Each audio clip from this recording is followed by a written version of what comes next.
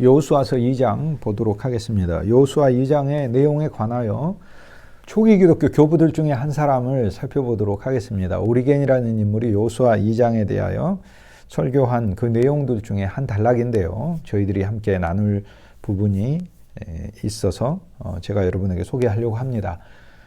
그 설교들의 많은 부분, 또 오리겐뿐만 아니라 초대교회 교부들의 성서에 대한 많은 시각은 저의 강의들 속에 녹아 있습니다. 이분들은 한 면에서 우리의 스승이요 선생들이기도 하고 그렇죠. 초대 교부들의 중요성은 예수님과 가까운 시대에 있었다는 것입니다. 오늘 우리들은 예수님의 탄생 이후 2000년이 지나서 살지만 초대교회 교부들은 그리스도 탄생으로부터 바로 가까운 시대에 살고 있었고, 예수님의 제자들의 제자들이죠.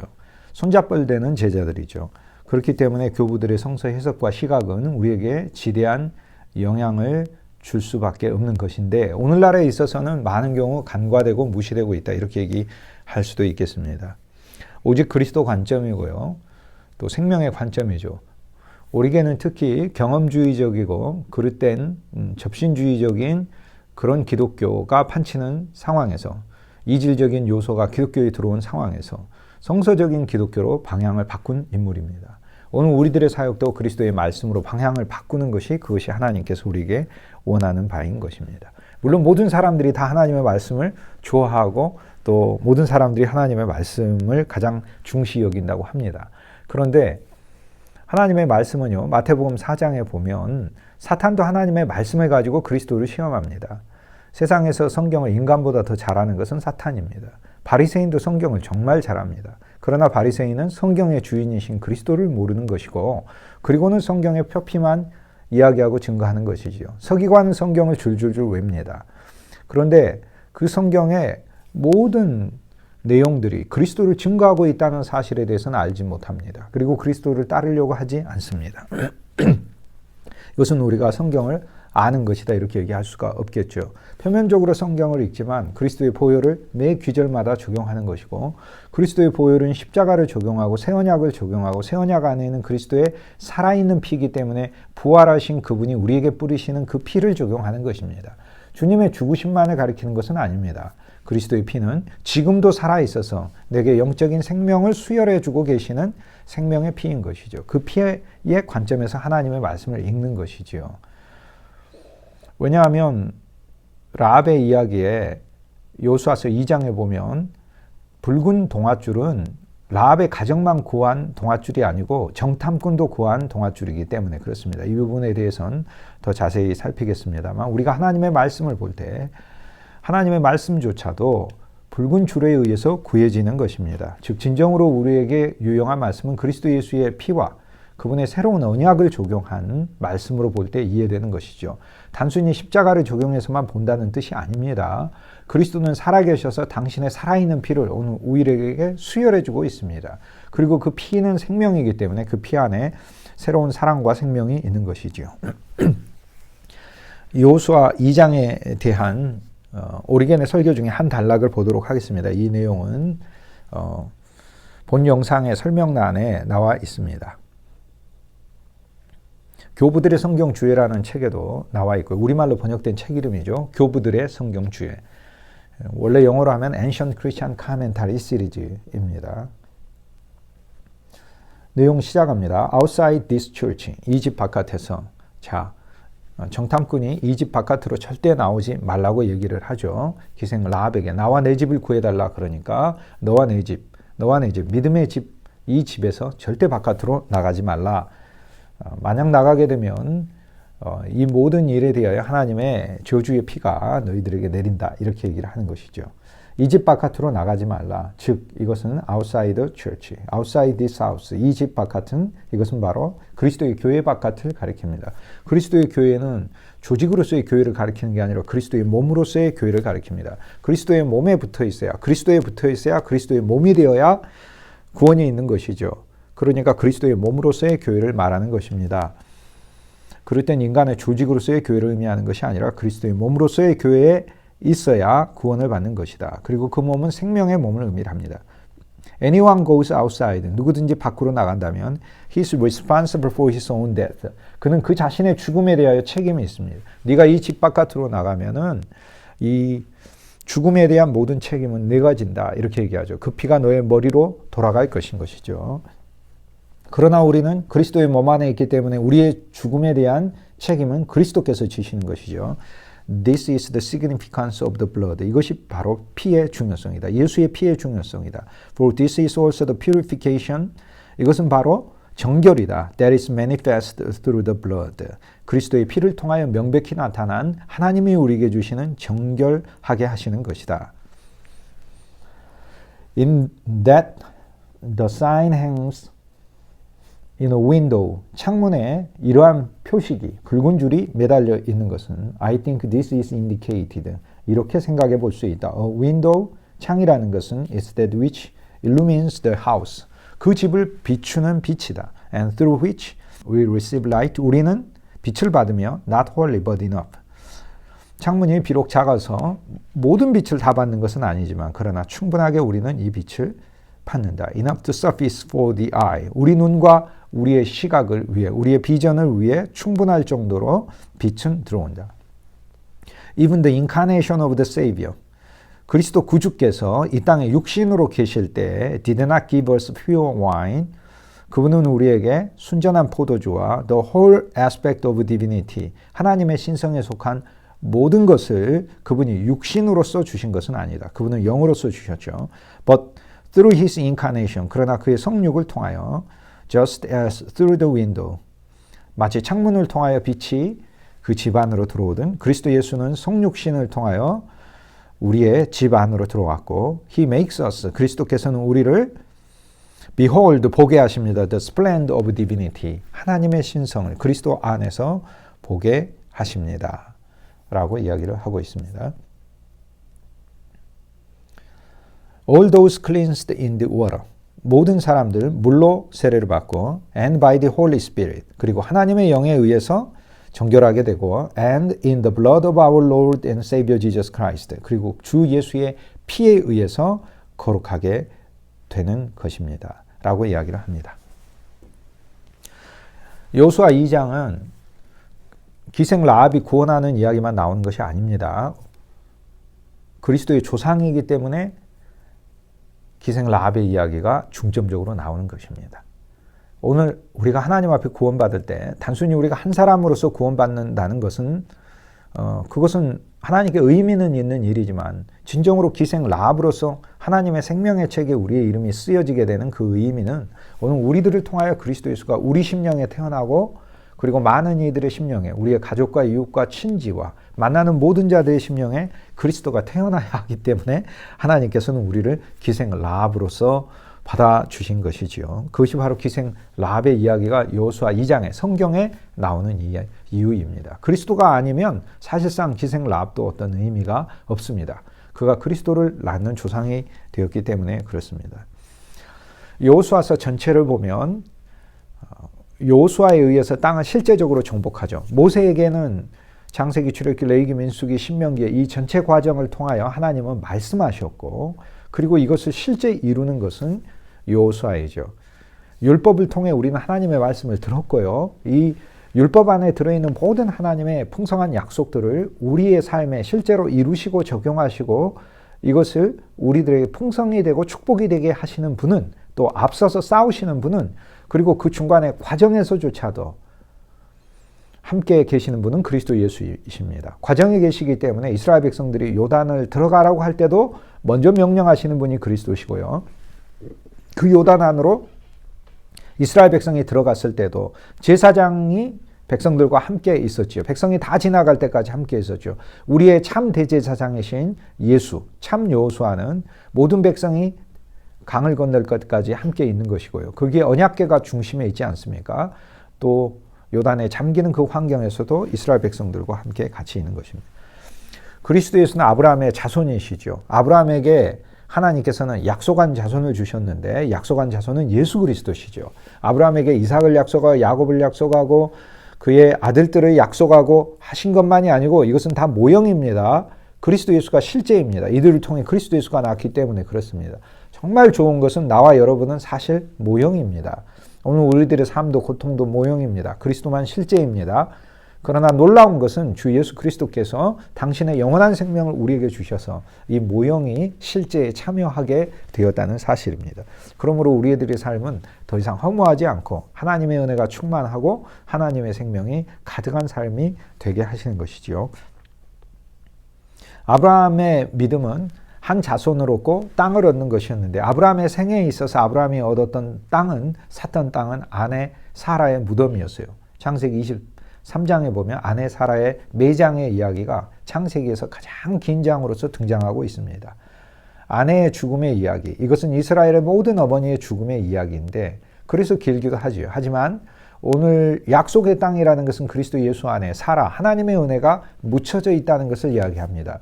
그리스도 예수의 죽음을 통하여 오늘 우리들의 인생엔 하나님의 은혜가 묻혀져 있는 것입니다. 그리고 이것을 아브라함이 샀습니다. 믿음으로써 값을 지불하고 샀고, 그리고 그 값도 아브라함의 후손인 그리스도 예수께서 우리를 위하여 우리의 믿음도 주셨고, 믿음을 통하여 우리가 하나님의 은혜를 값없이 살 수 있게 해주셨는데 그것은 그분이 값을 다 치르셨기 때문에 그러시죠. 그래서 아브라함의 자손으로서 그리스도는 오셔서 작은 땅이시고 작은 아들이지만 그러나 여호수아를 통하여 큰 땅으로 성취되고 그리고 다윗의 시대에 있어서는 그 땅 전체를 다 회복하게 됩니다. 여호수아 시대와 다윗의 시대에 영토의 차이를 한번 보면은요. 이스라엘 땅에 이렇게 돼 있죠. 갈릴리 호수고 여기는 사해바다입니다. 아모리족을 정복을 했죠. 아모리족이 차지하고 있는 바산 지역과 여기 헤스본의 시온이 다스리는 이 지역을 이스라엘 백성이 차지하고 루벤, 갓, 므낫세가 이 땅을 차지하게 됩니다. 여호수아 시대 때는 땅을 이렇게 차지하게 되고요. 다윗 시대 때는 저 위까지, 그리고 심지어 솔로몬 시대에 이르러서는 애굽의 하수에 이르기까지 이렇게 광활한 땅을 넓히게 됩니다.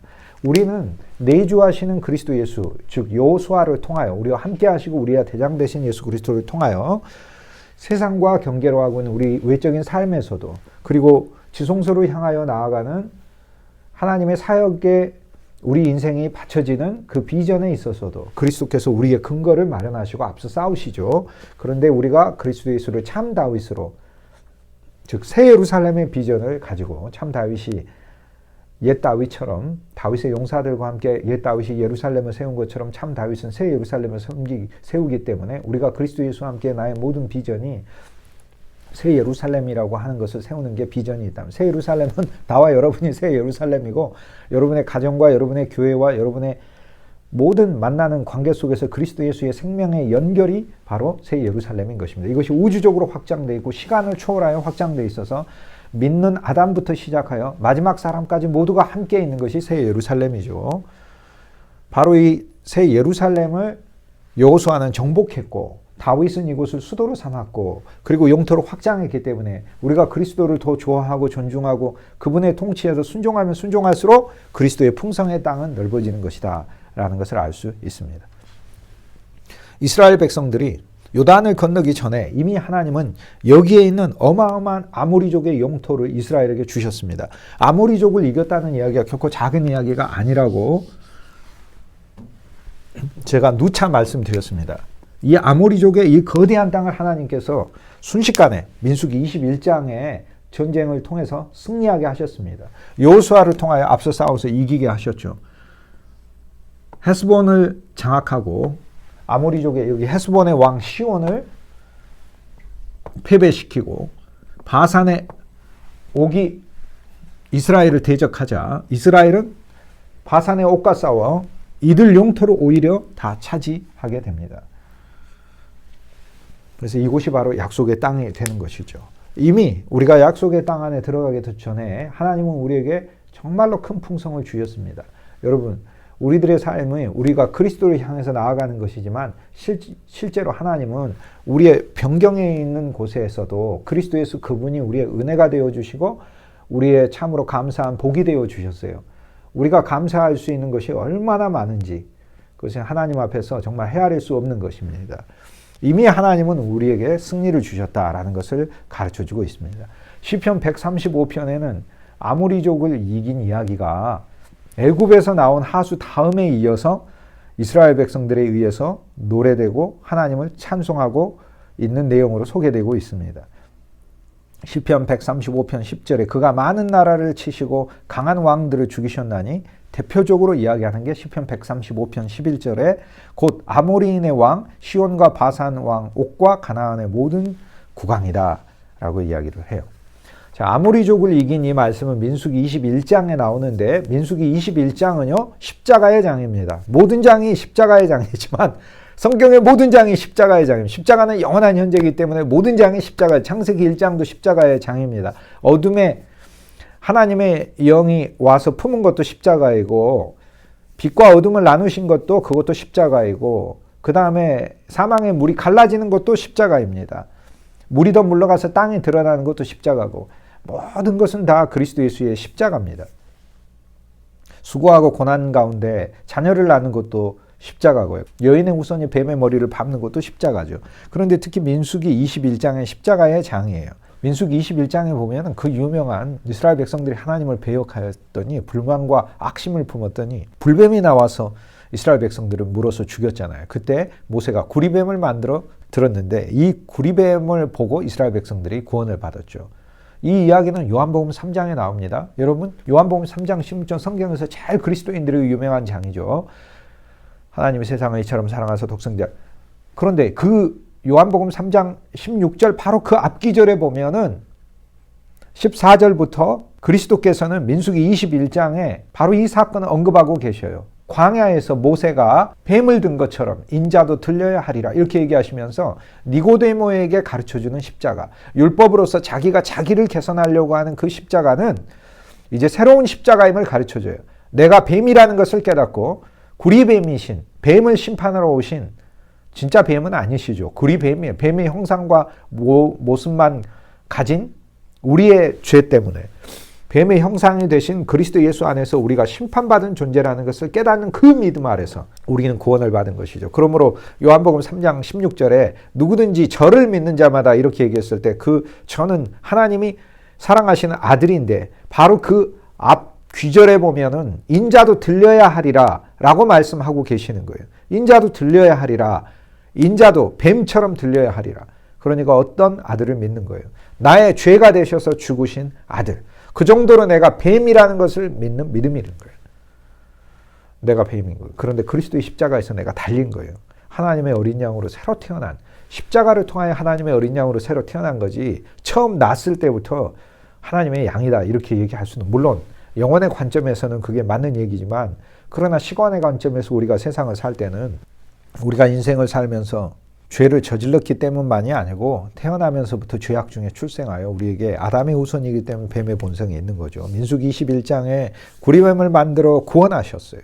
구리뱀을 만들어 우리를 심판하시고 이스라엘 백성들을 하나님께서 새로운 기회로 새로운 생명으로 옮기셨어요. 구리뱀이 그리스도 예수는 되셨어요. 죄가 되신 거예요. 그리고 헤스본의 시온을 정복합니다. 즉 십자가의 사건을 통하여 주님께서는 마귀의 권세를 멸하시고 오늘 우리들이 이 세상을 살 때도 십자가 안에서 주님이 담아둔 승리를 가지고 환난과 환락을 이기고 살 수 있게 해주신 것입니다. 앞선 민수기 20장은 구리뱀이 나오고 바산의 옥과 아모리의 시온을 이긴 사건이 나오죠. 그런데 바로 그 앞장인 민수기에 있어서 민수기 20장은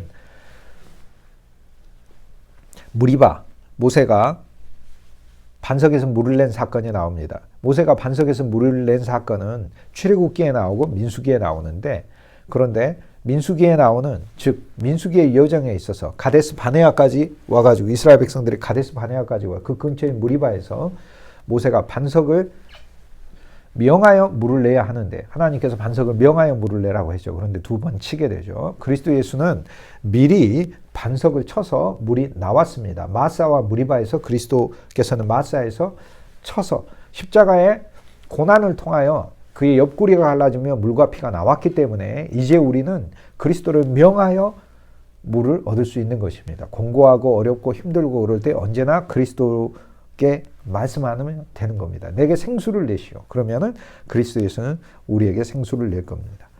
신명기 3장에 보면은 이 시온을 아모리족을 이긴 이야기가 있어요. 그런데 아모리족의 모든 속한 남녀, 유아, 가축, 그 성읍에서 탈취한 모든 것이 이스라엘 것이 되었다라고 얘기를 해요. 신명기 3장 6절에 성읍을 멸망시켰고 성읍의 남녀와 유아를 멸망시켰고 모든 각축과 성읍들에서 탈취한 것을 우리의 소유로 삼았다. 이스라엘의 소유로 삼았다고 그래요. 근데 이게 얼마나 감사한 말씀입니까? 여러분, 그리스도의 십자가를 통하여 주님은 나만 구원하신 게 아니라 내게 속한 모든 거, 나의 가족, 가축, 나의 재능, 모든 게 하나님 것으로 삼아버리셨대요. 모든 걸 빼앗아 버리셨대요. 얼마나 감사해요. 나와 여러분의 인생이 그리스도의 십자가를 통하여 하나님께 소유된 바 되었다니까요. 하나님의 것이 되어버렸어요. 그래서 야, 여기 아모리족이 이스라엘에게 정복을 당해서 다 이스라엘 것이 되었네 라는 게 오늘 우리가 아모리족으로 살고 있었으나 주 예수를 믿어서 주 예수의 백성이 되어서 오늘 우리에게 온 하나님의 큰 축복이 임했다라고 이야기할 수 있겠습니다. 이스라엘 백성들이 이 아모리족의 땅, 거대한 땅을 정복을 했으니 어찌 여리고 하나를 사실상 부술 수 없겠어요. 물론 여리고가 중요한 역사적인 큰 의미를 가진 그런 도시입니다. 이 초승달 지역에 초승달 이름이기도 하니까 그렇지만 이것은 여호수아 6장에 가면 제가 다시 한번 여러분에게 상세히 설명을 드리겠습니다. 이 여리고는 바로 이곳에 있는 모든 가나안족들의 허브 도시와 같은 곳이죠. 그렇지만 군사적이고 전체적인 규모에 있어서는 사실상 이 아모리족에 비할 바가 아닐 정도로 어떤 가나안족보다도 강력한 부족이고 지도자였다. 이렇게 얘기할 수 있습니다. 오죽하면 암몬 족속이 바산의 옥을 섬겼겠어요. 거대한 신장을 가진 사람인데 섬겼겠습니까? 바산은 정복당한 이후에 이곳에 바로 므낫세 지파가 들어서게 되고 그 다음에 갓 지파가 들어서게 돼요. 아모리, 멸망받아야 될 부족이 그리스도에 의해서 정복당하면 갓이라는 갓 지파가 살죠. 갓이라는 이름의 뜻은 하나님의 축복이란 뜻이에요. 하나님의 축복을 받는 사람들이 되는 것이 우리가 그리스도를 통하여. 그리고 여기 바산의 살찐 암소들은 하나님의 성전의 제물이 되는 것이고요. 그리고 여기 골란이라는 것은 하나님의 도피성으로 사용이 됩니다. 오늘 우리들은 다른 사람들을 도피시킬 수 있는 도피성의 인생이 되는 것이에요. 내가 도피하는 인생이 아니라 이제 다른 사람을 내 안에 계신 그리스도를 도피성으로 삼아 다른 사람을 내 인생과 내 삶 안에서 도피시켜 줄 수 있는 하나님의 사랑을 베풀 수 있는 삶이 되는 것이지요. 이것은 얼마나 감사하고 놀라운 일인지 모르겠습니다. 기생 라합은 구원받고 우리가 살몬과 결혼했다라는 것이 마태복음 1장에 나오는 이 족보에서 발견할 수 있습니다. 기생 라합은 살몬에게서 보아스를 낳고 보아스는 루덱에서 모압 여인 루덱에서 오벳을 낳고 오벳은 이새를 낳고 이새는 다윗 왕을 낳고 예수님 족보가 그렇게 되어 있죠. 기생 라합이 살몬과 결혼했는데 살몬이라는 이름의 뜻은 히브리어로 옷이라는 뜻입니다. 옷과 결혼했어요. 기생 라합은 3대에서 3대 그 말을 만드는 이 식물을 통해 직무를 짜는 그 소망을 가지고 있었고 실제 그 일들을 부분적으로 하고 있었잖아요. 전에 창기의 삶을 청산하고 직무를 짜는 순전한 여인이 되는 삶을 원했는데 남편의 이름이 옷이에요. 옷.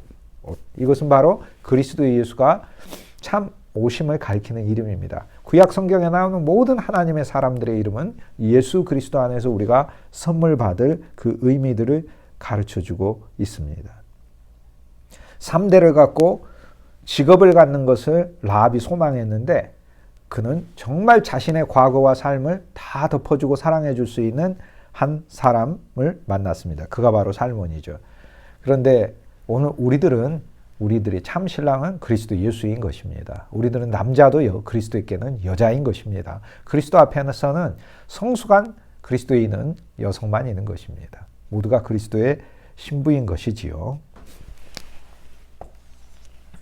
갈릴리 호수, 요단강이죠. 요단강의 이 물은 갈릴리 호수는 저 위에 있는 단이라고 하는 곳에서 흘러내려옵니다. 그래서 요 단이란 말에 요는 뭐뭐로부터란 뜻이고 단은 단으로부터 여기 단지역이 있죠. 원래 단지파는 이쪽 땅을 받았는데 이쪽 땅에서 저쪽으로 이주를 했어요. 저 북쪽으로.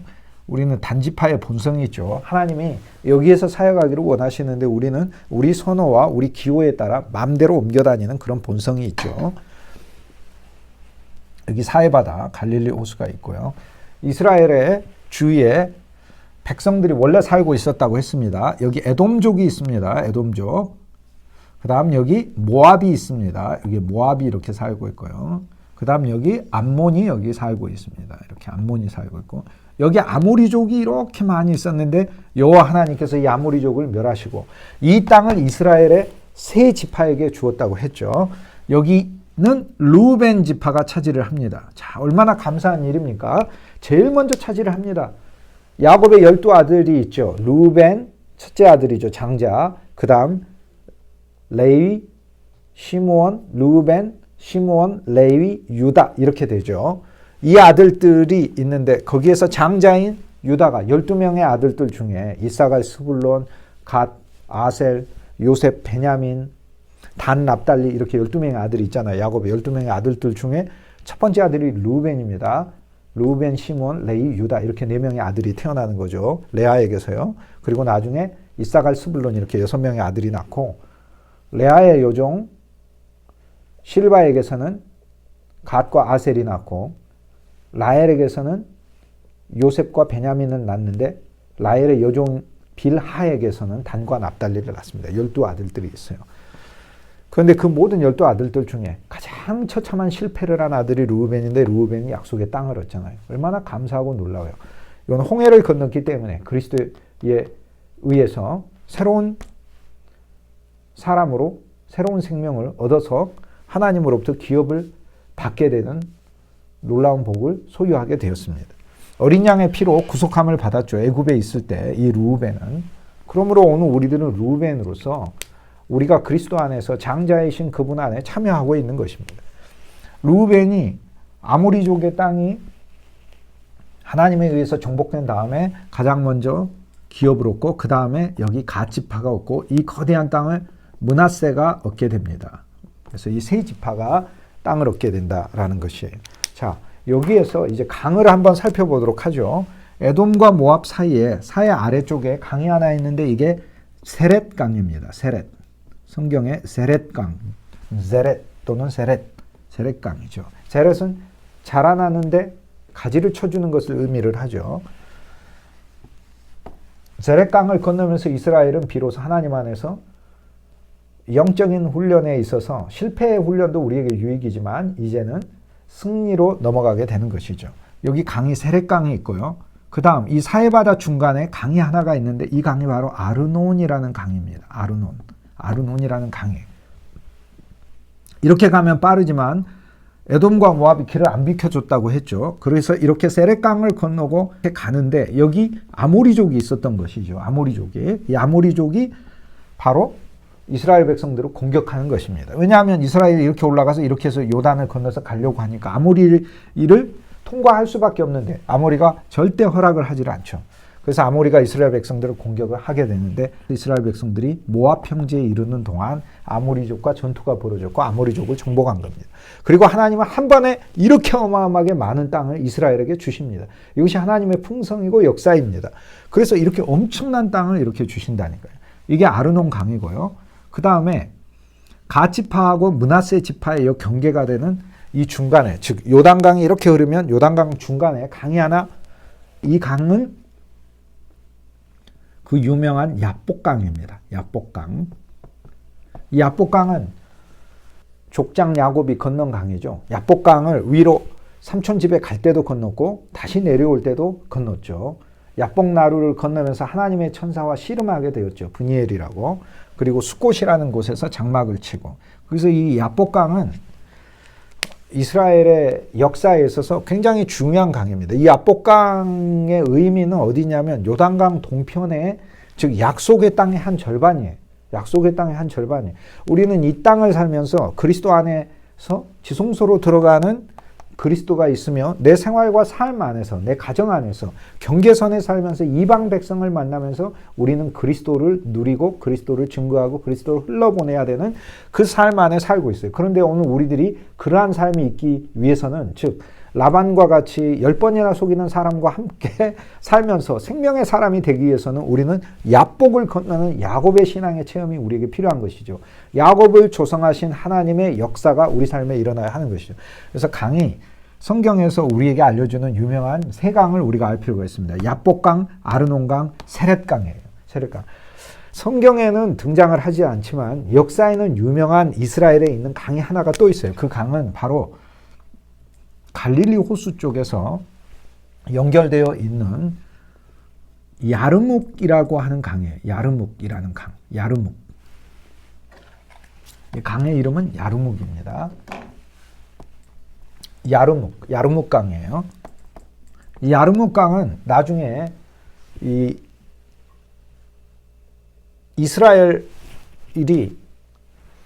땅을 많이 잃어버리고 나서는 저 위에 아람과의 경계가 됩니다. 야르묵강. 근데 이 야르묵강은 성경에 있어서는 등장하지 않지만 역사에 있어서는 세계사에 있어서는 굉장히 그 중요한 사건이 일어난 장소입니다. 야르묵강에서 일어난 전투를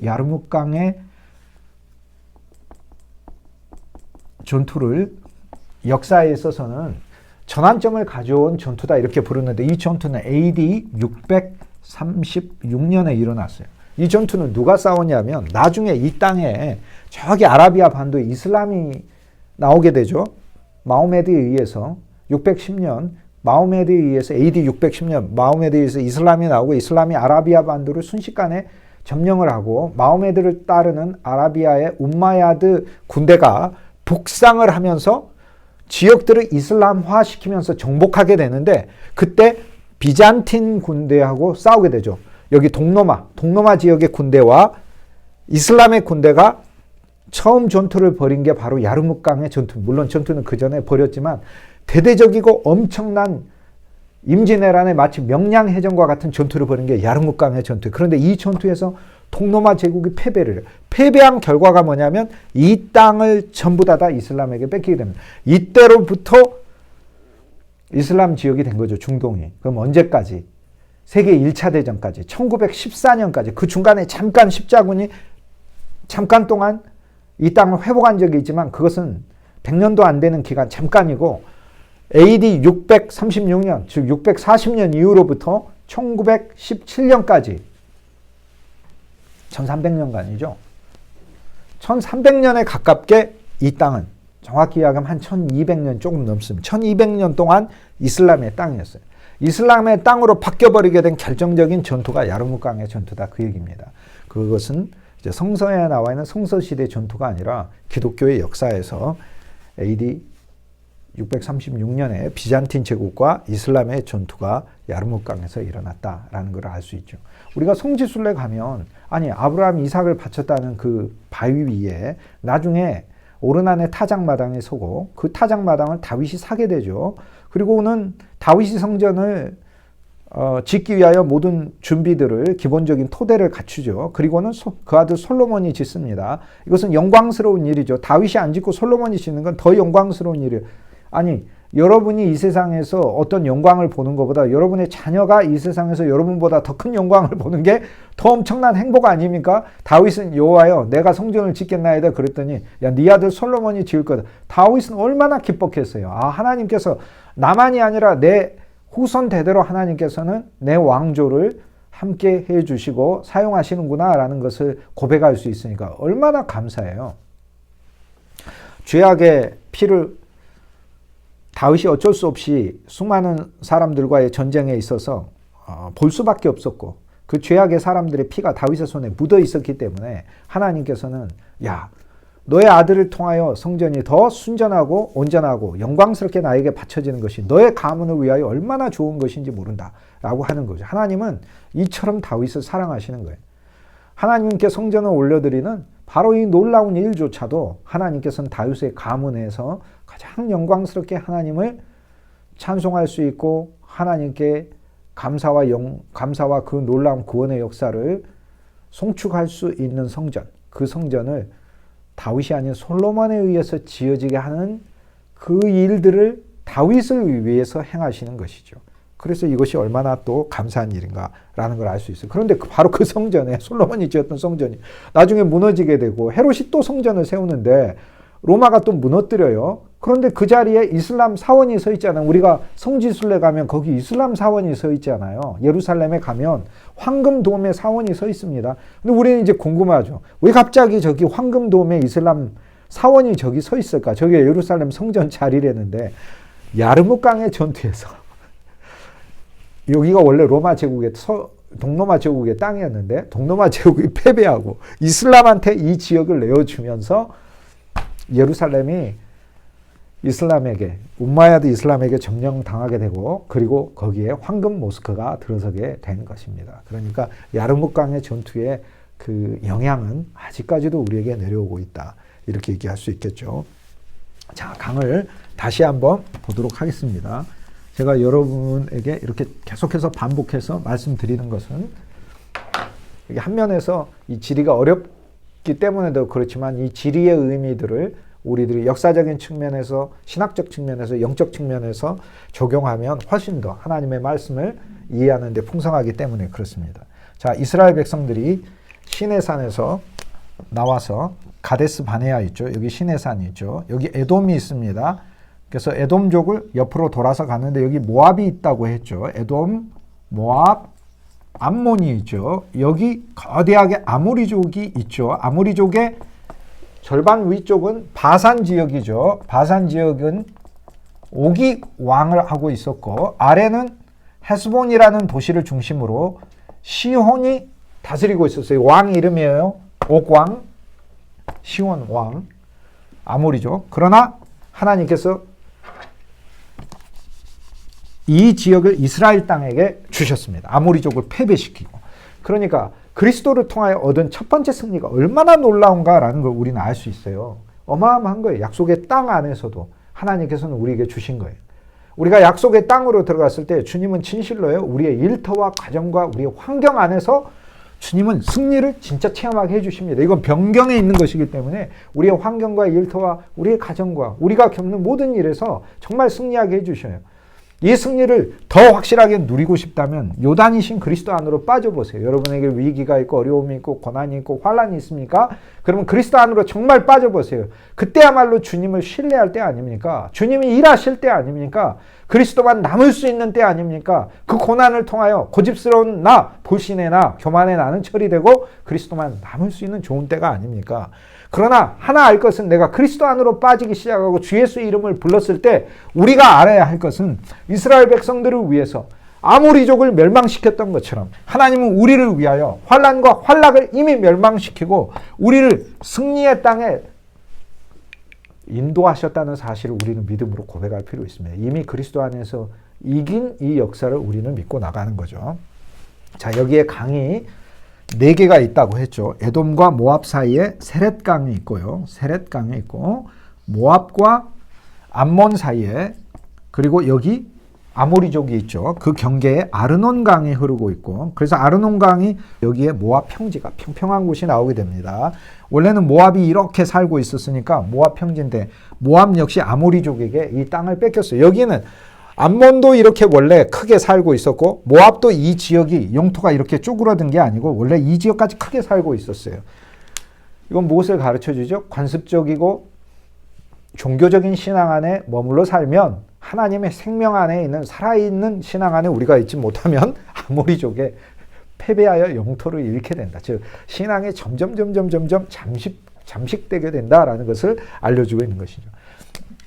그 다음 강이 여기 야복강이 있습니다. 이 야복강은 므낫세 지파와 땅을 나눌 때 여기에 갓 지파의 경계가 됩니다. 그리고 여기 루벤 지파가 땅을 차지하게 되죠. 그래서 루벤, 갓, 므낫세가 땅을 차지하게 됩니다. 여기 바산 지역은요. 바산 지역은 지금으로 하자면 골란이라고 부릅니다. 골란 고원이라고 불러요. 골란 고원. 바산 지역은 골란 고원이에요. 골란 고원이 지금의 이름이에요. 그래서 바산 지역은 물론 골란 고원 밑에도 바산 지역이지만 바산 지역의 상당수 큰 곳이 바로 골란 고원이에요. 고원은 이렇게 땅에서 위로 크게 솟은 분지를 말하죠. 여기 갈릴리 호수가 있으면 이렇게 차를 타고 여러분이 이렇게 위로 올라가면 여기가 골란 고원이 나오게 됩니다. 골란 고원 어디서 많이 들어봤지 않습니까? 이스라엘에게도 또 이스라엘과 인접한 나라에게도 온 세계에도 정말 골란 고원 때문에 곤란했다. 그래서 골란 고원이다. 이런 농담이 있을 정도로 골란 고원은 지난 수십 년 동안 근대에도 역사에서 큰 문제였습니다. 하나님은 이 골란 고원의 비옥한 땅을 아모리족을 멸망시키고 이스라엘에게 주었는데 오랫동안 이 골란 고원이 근대사에 있어서 예수님 오시고도 이스라엘은 나라를 오히려 잃어버렸죠. 주 예수의 나라가 이제 온 땅에 편만해져 있지 육신적인 이스라엘은 로마의 속국이 되었다가 속국 신세도 잃게 되고 나라 자체도 로마의 항거였다가 나라 자체도 아예 없어져 버려요. 그러니까 속국의 위치도 안 돼 버리고 전 세계에 흩어져 살게 됐죠. 그러다가 세계 1차 대전 때 영국과 연합군이 이 지역을 점령하고 있던 이슬람의 후예 오스만 투르크로부터 이 땅을 회복을 합니다. 그러면서 이스라엘 사람들이 이곳에 이주해서 살면서 시오니즘이라고 하는 시온 운동을 통해 이스라엘의 공동체 키부츠라는 것이 곳곳에 서고 그 다음에 그 키부츠에 많은 사람들이 와서 살게 되면서 아랍인들과 원래 살고 있던 본토 아랍인들과 분쟁이 일어나게 되면서 나중에는 이것이 이제 국제 문제가 되고 1948년에는 유엔에서 이스라엘을 국가로 승인을 해주죠. 그런데 이스라엘의 땅을 이렇게 갖게 되었는데 여기 있는 이 골란 고원은 지금까지는 20세기에 시리아의 땅이었습니다. 시리아의 땅. 그런데 연합군이 이스라엘 안에 있을 때는 주변에 있는 나라들이 이스라엘을 공격을 못했는데 연합군이 특히 영국군을 중심으로 한 연합군이 이스라엘 땅에서 1965년에 철군하자마자 바로 이어서 전쟁이 시작이 나는 거죠. 그게 그 유명한 6.1 전쟁이죠. 그 이스라엘과 주변 나라들, 이집트, 시리아, 요르단 이런 주변 나라들과의 거대한 전쟁이 벌어져요. 전쟁이 벌어지는 이 전쟁에서 이스라엘이 승리를 합니다.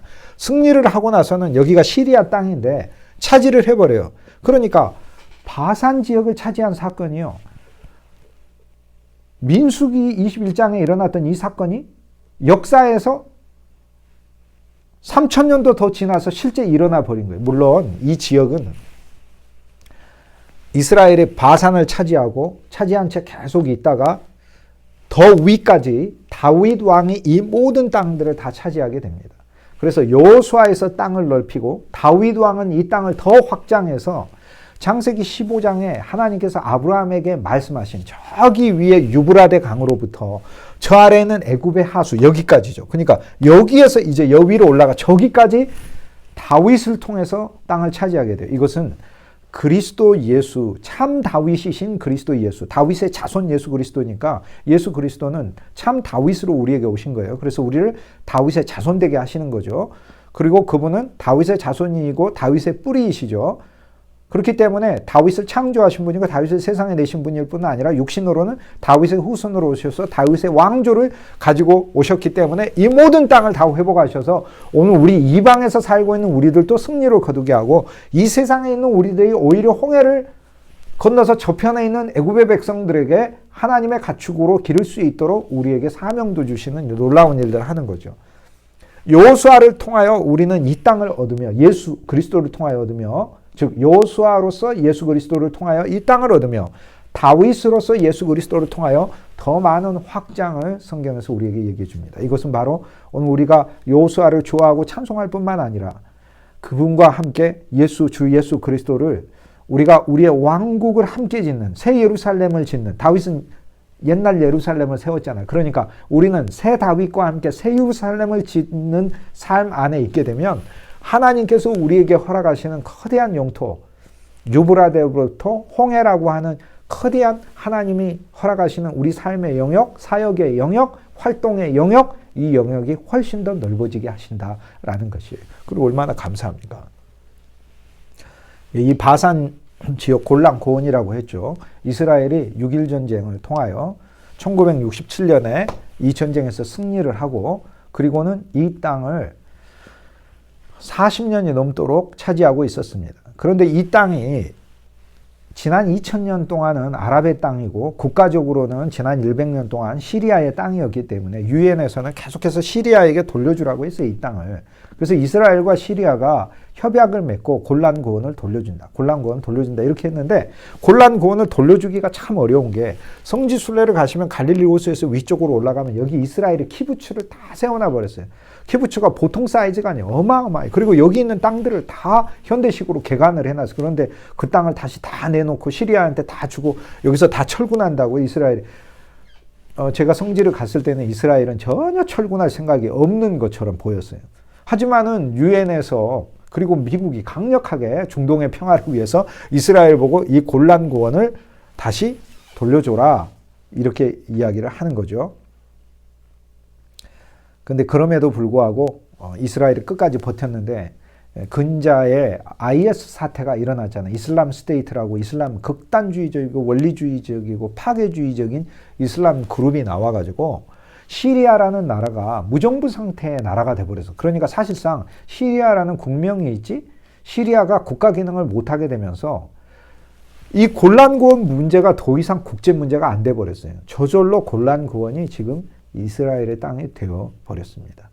그렇다면 이거 무엇을 의미를 할까요? 현대 이스라엘도 구약의 다윗 왕조에 가까운 여호수아 때의 그 땅을 회복한 것이다. 이렇게 이야기할 수 있습니다. 자, 이 아모리족의 이 땅에는 하나님께서 이스라엘 지파들에게 분깃으로 허락하시고 그리고 이 지파들의 땅 위에 하나님께서는 도피성을 세우게 하셨어요. 도피성 중에 하나가 골란이에요. 골란이라는 도시가 있고 골란이 있는 도시의 인근 지역을 골란 고원이라고 부르는 거죠. 그리고 성경에서는 바산이라고 부른다. 그래서 바산에 있는 골란이라는 곳을 도피성으로 만들어라 라고 하나님의 말씀은 우리에게 이야기를 하고 있습니다. 도피성으로 만들어라. 도피성에 관해서 민수기에서는 모세를 통하여 도피성을 만들어라 라고만 되어 있지 어떤 도시를 도피성으로 만들 건가는 여호수아 20장에서 비로소 여호수아가 우리에게 알려주고 있어요. 그래서 6개를 도피성으로 만드는데 여기에 있어서 골란이라는 곳이 도피성이고 여기 라못이라는 곳이 도피성이고 이 아래 베젤이라고 하는 것이 도피성이에요. 그래서 베젤, 라못, 골란 이것이 바로 도피성입니다. 이쪽에 있어서 도피성은 갈릴리의 게데스라는 카데시 거룩이라는 이름의 게데스가 있고요. 그 다음 중간에 세겜이 도피성이고 맨 아래 헤브론이 또한 도피성입니다. 베젤, 라못, 골란 이렇게 도피성이 있는데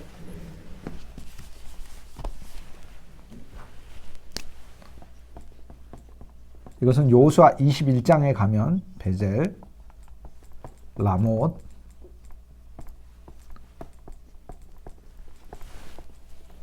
골란, 게데스, 세겜, 헤브론 이렇게 도피성이 6개가 나오죠. 이것은 그리스도 예수를 우리의 도피성으로 삼아 깊게 누리는 것을 가리킵니다. 약속의 땅 변경에서 우리가 살 때 이 세상에는 많은 환난과 근심과 사람들과의 갈등과 문제와 이 땅에 일어나는 여러 가지 고난과 어려움 때문에 우리에게 피난처가 필요할 때 우리는 그리스도를 도피성으로 삼는 것이죠. 피난처일 뿐만 아니라 도피성이기 때문에 이 땅에서 죄 지은 자가 그곳에 들어가면 떠나지 않고 살면은 살 수 있는 곳이죠. 여기에 베젤이 있는데 베젤은 황금 원석입니다. 불에 달구기 전에 황금 원석이 베젤이라고 부르는 것입니다. 베젤. 그리스도는 우리 보아이신 것을 의미를 하고요. 라못이라는 말은 높다는 뜻이에요. 그리스도 예수의 높음, 영광스러움, 그분의 승리, 하나님의 아들됨을 발견하는 것이고 골란이라는 이름의 뜻은 골란은 고원임에도 불구하고 굉장히 낮다는 의미. 여기 높은 곳에 있는데 이름의 골란의 뜻은 낮음, 천함, 버려짐 이런 뜻이에요. 그러니까 아마 이 지역은 이스라엘의 역사에 있어서 주된 중심부로서 활동하지는 않았기 때문에 골란의 이름을 그렇게 지었던 것 같습니다. 그러나 이건 역시 그리스도 예수의 성품을 가리킵니다. 이 땅에 높아지셨을 뿐만 아니라 라못, 골란, 낮아지신 그리스도 예수를 가리키고요. 게데스는 그분의 거룩을 의미를 합니다. 자, 베젤, 보물이시요 높으시며 낮아지셨고 우리의 거룩이시고 세겜 우리의 능력이시며 헤브론 우리의 친구가 되시는 그리스도. 헤브론은 교제, 교통을 가리키니까 친구가 되시는 그리스도. 도피성을 6개로 그리스도 예수를 누리는 이야기가 여호수아 후반부에 나오죠. 그래서 민수기에서는 도피성을 세워라. 그 구체적인 도시의 이름들은 여호수아에 의해서 주어집니다. 우리는 율법 안에서 그리스도가 도피성인 걸 압니다. 그런데 그리스도라는 도피성 안에 살인을 하여 죽을 수밖에 없는 나라는 죄인이 주 예수의 뿔을 붙잡고 살아날 수 있는데 그곳에서 이 그리스도를 누리게 되는 것이죠. 어디에나 도피성을 뒀기 때문에 우리는 어디에나 그리스도 예수께 피할 수 있습니다. 자, 아모리족의 땅이 이렇게 놀랍게 변하는 것은 얼마나 엄청난 일입니까? 자, 이제는 강의 의미들을 살펴보도록 하죠. 세렛강은 자라나되 잘라주고 자라나고 하는 것을 의미를 한다고 했죠. 주 예수 그리스도 안에서 주님이 뭐라고 말씀하셨어요? 나는 포도나무요 내 아버지는 농부고 너희는 가지라 말씀하셨어요. 너희가 내 안에 있으면 과실을 많이 맺는다 이렇게 말씀하셨어요. 너희가 내 안에 있으면서도 과실을 맺지 아니하면 과실을 안 맺는 그런 가지들은 잘라주고, 왜냐하면 내게 과실을 맺어야 되는 그리스도의 평강의 과실, 그리스도의 기쁨의 과실, 그리스도의 생명의 과실을 맺어야 되는데 나라는 존재의 절망과 어둠과 염려와 불신과 교만에 빠져가지고 과실을 맺지 못하면 하나님이 그걸 잘라주신다잖아요. 얼마나 감사해요. 그래서 과실을 맺지 못하는 나라는 존재에 있는 어떤 가지는, 포도나무는 하나의 가지니까 그 중에 어떤 가지는 주님이 잘라주고 그리고 일으켜 세워줘서 과실을 많이 맺게 해주시겠다 이렇게 얘기하니까 얼마나 감사합니까? 아, 그분이 자르시는구나, 그분이 처리하시는구나. 우리 인생의 과정을 통하여 하나님께서 하시는 이 역사에 우리는 아멘을 해야 되겠죠. 여기 세렛강이 있고 모압과 원래 아모리 족속 또는 나중에는 모압과 루벤 족속이 이제 경계가 되는 여기 아르논 강이 있습니다. 모압과 루벤 사이에 여기는 아르논 강이 있습니다. 아르논 강은 소리라는 뜻입니다. 소리, 음성이라는 뜻이에요. 자, 세렛. 주님은 우리를 잘라주시고 주님은 우리의 음성이 되시고 여기 야복이라는 것이 있죠. 야복강을 건너며 야곱은 어떻게 했죠? 다 비웠죠.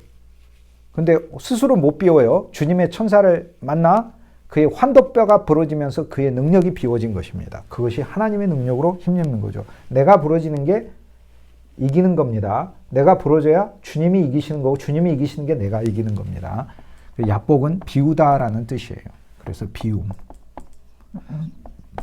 그리스도 예수의 뜻을 이야기합니다. 위에는 야르묵강이 있다고 했죠. 야르묵강은 이방 말입니다. 그래서 여기에 세렛, 아르논, 야복. 이 강이 바로 성경에 등장한 강이고 역사적으로는 여기에 야르묵이라는 이름의 강이 있다. 이렇게 이야기할 수 있겠습니다. 여호수아 2장의 후반부에는 정탐꾼이 기생 라합과 대화를 나누죠. 붉은 줄을 늘어뜨려 놓잖아요. 이 붉은 줄은요, 라합만 구원받는 게 아닙니다.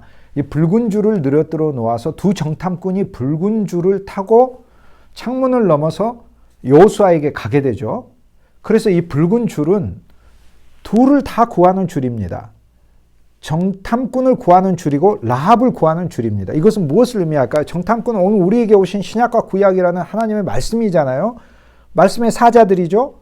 하나님의 말씀을 전하는 사역자들이죠. 그런데 정탐꾼을 구하는 줄이며 라합을 구하는 줄이기 때문에 이중으로 다 구하는 줄이에요. 이것은 무엇을 의미해요? 우리가 주의 말씀을 읽을 때 그리스도의 보혈 안에서, 보혈은 새 언약을 의미해요. 그분의 구원을 의미해요. 그분의 구속을 의미해요. 구원은 건지신 거고 저주와 어둠과 사망에서 다 건지신 거고 구속은 하나님 앞에 다 갚으셨고 그분이 소유하신 것을 이야기하고 나를 그분으로 대체하는 것을 구속이라고 그래요. 그래서 그분의 보혈 안에서 말씀을 읽어야 하는 것이고 보혈로 말씀을 구해야 하는 것을 의미를 하고 내가 그 보혈을 의지하여 내가 구원받는 것을 의미를 합니다. 그래서 여호수아 2장에 보면은 이 양방향의 구원이 나온다. 붉은 줄을 통한 구원이 나온다라는 것을 알 수 있습니다. 정탐꾼이 라합에게 3가지를 요구했다고 했죠. 첫째는 붉은 줄을 창문에다가 달 것, 그리고 집에서 나오지 말 것, 이 일을 시장 바닥에 있는 세상 사람들 아무한테나 이것을 누설하지 말 것. 즉 그리스도의 비밀을 간직하고 믿음을 절대 잃어버리지 말고 그리고 불신으로 가지 말고 이방 백성에게 속하지 말라 이렇게 이야기를 합니다. 라합이 2장 15절에 보면 그들을 창문에서 내려서 줄로 달아서 도망갈 수 있게 해주죠. 자, 그리스도 예수를 보혈로서 누리고 줄로서 누리고 그분에 계속해서 유입되시고 부어지신 것을 의미를 하죠. 그리고 결코 끊어지지 않는 그분의 강력한 우리를 향하신 사랑의 끈을 의미를 하죠. 그리고 그리스도 예수를 창문으로 누립니다. 그리스도 예수를 빛으로 누리고 그리스도 예수를 통해 하늘을 보는 것으로 누리고 그리스도 예수를 우리의 비전으로 누리는 것입니다. 기생 라합이 뭐라고 이야기를 합니까? 정탐꾼들에게 뒤쫓는 자들이 있으니 너희들은 산으로 가라 이렇게 얘기를 해요. 오늘 우리는 하나님의 말씀을 어디로 가게 해야 돼요? 하나님의 말씀을 누려 우리 안에 온 말씀이 약속의 산 여호와의 성산으로 갈 수 있게 하는 것이죠. 창세기에서는 천사들이 롯에게 나타나서 롯을 보고 산으로 가자고 하지만 이제는 역으로 요단을 건너는 오늘 우리들에게 그리스도 예수 안에서 그리스도의 풍성을 누리는 우리들은 오히려 우리가 하나님의 말씀을 통해 이 말씀이 여호와의 산에서 풀이 되고 여호와의 산에서 하나님의 경륜을 위해 여호와의 성산은 예루살렘 아닙니까? 하나님의 경륜을 위해 하나님의 말씀이 풀어져야 하는 것을 오늘 우리들에게 가르쳐줘요. 그래서 기생 라합이 오히려 정탐꾼에게 산으로 가시오라는 이야기를 통해 오늘 우리들이 기생 라합으로서 주님 앞에 참으로 낮아져서 그리스도 예수를 섬길 때 오늘 우리 안에 오는 모든 말씀들은 오늘 우리의 여리고의 수준을 해결하는 말씀으로 성경 말씀을 적용하지만 말고 그 말씀 안에서 여호와의 산을 바라보고 새 예루살렘을 보는 말씀으로 우리가 누려야 할 것이지요. 2장 22절에 보면 쫓는 자들이 산에 이르러 돌아가기까지 사흘을 거기 머물라 라고 이야기하며 라합이 오히려 정탐꾼의 이야기를 합니다. 이것은 무엇을 의미해요? 하나님의 말씀조차도 그리스도 예수의 사흘이라고 하는 이 땅에 오시고 그리고 이 땅에서 사시고 죽으시고 부활하시는 첫날 그분은 오셨고 사셨고 둘째 날 죽으셨고 셋째 날 부활하시는 이 놀라운 사건들을 통하여 첫날 오시고 사시고 죽으시고 둘째 날 죽으시고 장사 지내지시고 묻혀지시고 모든 것을 종결하시고 셋째 날 부활하신 그리스도의 이 사흘을 통하여 말씀을 보는 것을 의미를 합니다. 이것이 바로 정탐꾼이 사흘간 거기 머무는 것을 얘기를 하죠.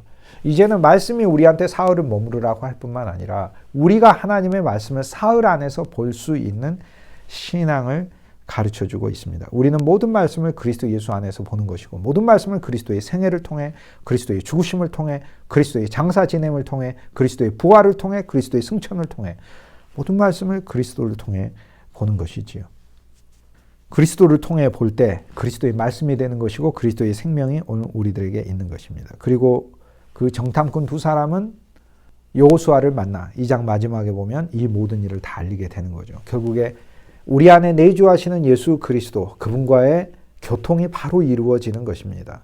여호수아와 라합이 만나는 것이 아니라 여호수아와 라합은 정탐꾼을 통하여 만납니다. 오늘 우리 안에 그리스도가 계시는데요. 우리는 그리스도와 물론 직접 만나죠. 늘 주 예수의 이름을 불러 그분은 호흡하고 그분 안에 있으니까. 그런데 오늘 우리들에게는 우리가 기생 라합의 믿음으로서 훈련되고 단련되기 위해서 우리가 필요한 것은 하나님의 말씀 안에서 그리스도를 보고 아는 것입니다. 많은 사람들은 주님의 음성을 직접 들으려고 합니다. 그러나 이것은 건강한 신앙이 아닙니다. 우리는 말씀 안에서 그리스도의 음성을 듣는 것입니다. 말씀을 통하여 그리스도가 내게 어떤 뜻을 말씀하시는가. 이것은 자기가 임의로 고르는 것을 이야기하는 게 아니라 창세기부터 계시록까지 전체를 통해서 주 예수 그리스도께서 과연 이 전체를 통하여 여호와 하나님께서 내게 무엇을 말씀하시는가. 그 하나하나의 장을 통하여 우리가 발견하는 것이죠. 근데 무엇을 말하기는 무엇을 말해요? 그리스도를 말하죠. 그리스도를 알라고 하시고 그리스도를 발견하라고 하시고 그리스도의 지시간으로 가라고 하시고 그리스도가 우리 비밀이 되라고 하시고 그리스도 때문에 우리를 행복하게 하시는 것이지요. 라합으로 시작하여서 정탐꾼이 있고 여호수아와 연결시켜주는 이야기. 오늘 우리는 기생 라합이지만 2장 전체 안에서 보면 말씀의 정탐꾼을 통하여 그리스도 예수와 하나된 이야기를 우리가 체험하게 되는 것이지요. 바로 이 놀라운 역사가 오늘 우리들에게 있습니다. 이제 2장은 마쳤습니다. 우리는 이제 여호수아 3장으로 넘어가는데요. 여호수아 3장에 대하여는 다음 시간에 더 자세히 다루도록 하겠습니다. 하지만 여호수아 3장에서 우리가 하나 알아야 될 것은 여호수아 3장의 주제는 요단과 건nom입니다. 요단 안으로 들어갈 뿐 아니라 요단을 건너는 것이에요.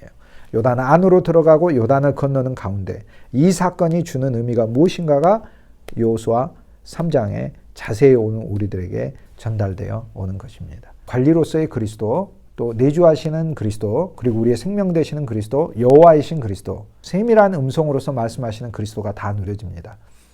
여호수아 3장에서는 건nom과 요단에 대하여 관리가 먼저 이야기를 하고 그 다음 여호수아가 이야기를 하고 그 다음 여호와께서 이야기를 하고 다시 여호수아가 이야기를 합니다. 이건 주 예수 그리스도의 우리 안에서의 다양한 사역을 통하여 우리를 요단으로 인도하고 그리고 요단을 건너게 하시는 것을 가리키는 말씀입니다. 그것에 대한 더 깊은 영적 의미는 저희가 추후 살펴보도록 하겠습니다.